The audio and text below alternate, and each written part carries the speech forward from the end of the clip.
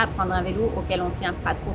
C'est sûr que rouler en hiver, c'est tough sur un vélo. Il va y avoir du gel, il va y avoir de la rouille qui va être accélérée par le sodium, le sel qui est épandu sur les routes. Je mets un pneu à clous en hiver sur mon pneu avant, puis j'ai un pneu d'hiver en arrière.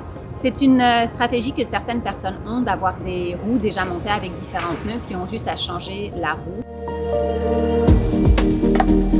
Si au moment où tu sors de chez toi, tu es confortable puis tu as chaud, c'est sûr que 5 minutes plus tard, tu vas avoir trop chaud. Si c'est 10-15 minutes, tu peux t'habiller quasiment comme si tu marchais puis tu vas être bien confortable. Si tu as plus de distance à faire, là, le piège, c'est de trop s'habiller, d'avoir trop chaud puis de transpirer énormément.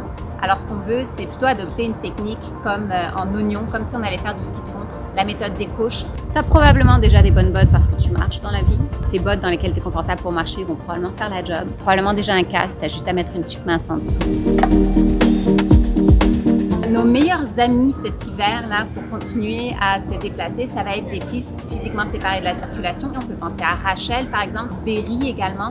C'est des pistes qui vont être très bien maintenues en hiver après un petit délai de quelques heures. Celles qu'on va voir complètement disparaître, c'est par exemple la piste cyclable de la rue Brébeuf dans le plateau Mont-Royal. Moi, je planifie toujours 50% de temps supplémentaire là, pour faire mon trajet en hiver parce que je sais que ça va être plus long et plus forçant.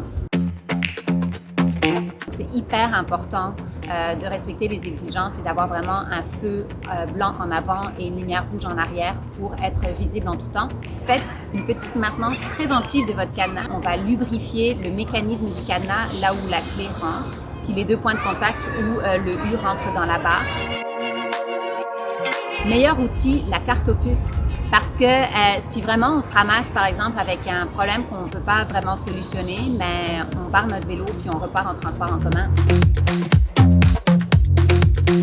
Est-ce que le vélo d'hiver, c'est dangereux? Nous, on n'a aucun chiffre qui pointe dans cette direction-là. Tout le monde roule aussi beaucoup plus doucement en hiver. Alors, ça paraît contre-intuitif, mais il y a finalement peut-être moins de collisions en hiver parce que tout le monde fait plus attention.